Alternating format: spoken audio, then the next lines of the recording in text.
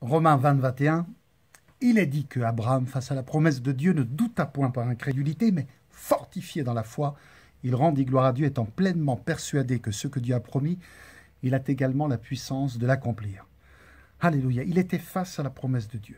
Tout à l'heure, on a vu dans la vidéo précédente, vous pouvez regarder, qu'il ne considéra pas le corps usé de Sarah. Il ne faut pas regarder aux évidences visibles. Jésus a dit « Heureux celui qui croit sans voir ». Il est heureux, elle est heureuse. Elle croit une promesse alors qu'elle voit l'opposé, elle est heureuse. Tu vas être le bonheur sur cette terre est beaucoup plus simple qu'on ne le pense. C'est pas je ne sais quoi, le bonheur c'est de croire Dieu sur parole, en dépit de tout ce qui te montre l'inverse. Ça rend heureux.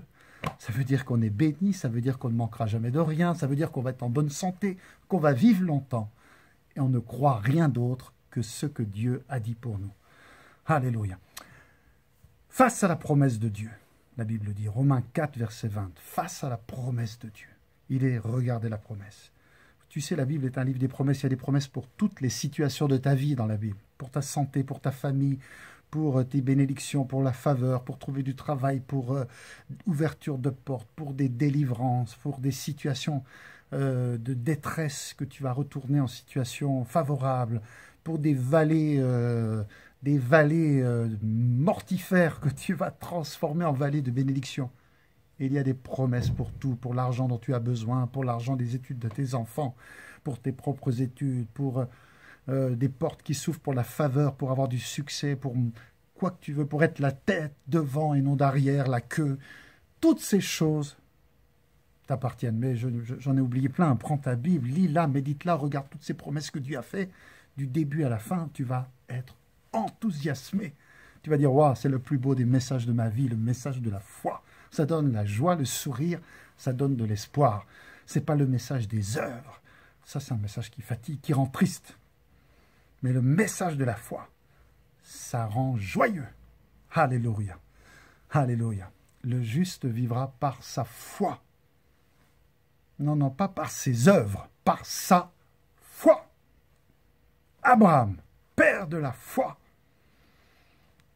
face à la promesse de Dieu, soit face à une promesse. Trouve une promesse qui correspond à ta situation, garde-la sous les yeux, ne considère rien d'autre que cette promesse. Tu la gardes, tu la retournes dans ton cœur, dans tes pensées. Tu as la promesse le matin, le midi, le soir, la nuit, tu gardes cette promesse. Il y avait un temps, j'avais les promesses sur moi. Quand j'étais dans une salle d'attente, je prenais dans ma poche, je lisais des promesses que j'avais écrites. Je les relisais, je les relisais. En fait, je les méditais, je les déposais dans mon cœur pour que ces promesses deviennent actives, vivantes, réelles dans ma vie. Quand tu déposes tellement une promesse, à un moment, toi et la promesse, vous faites plus qu'un. Vous êtes, mais c'est pas grave, hein, Jésus, il est là, parole. Ces paroles, c'est lui. Alors quand tu as une parole et toi qui fais plus que un, c'est toi et Jésus. Une promesse que tu as tellement en toi. Alléluia. Si tu es malade, vois-toi guéri.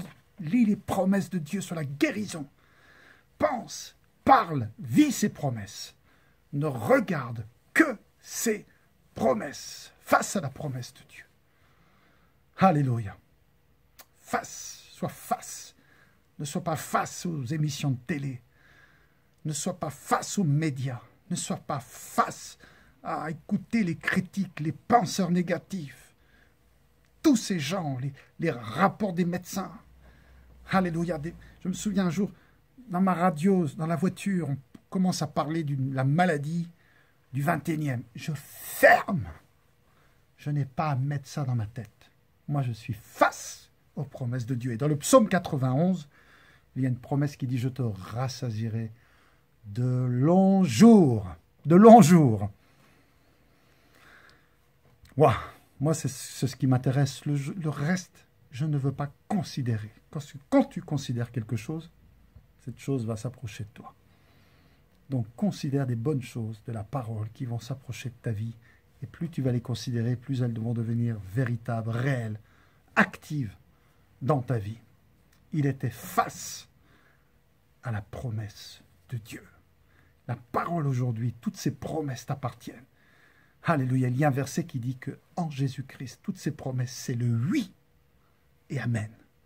Oui et amen. Tu prends une promesse, est-ce qu'elle m'appartient? Oui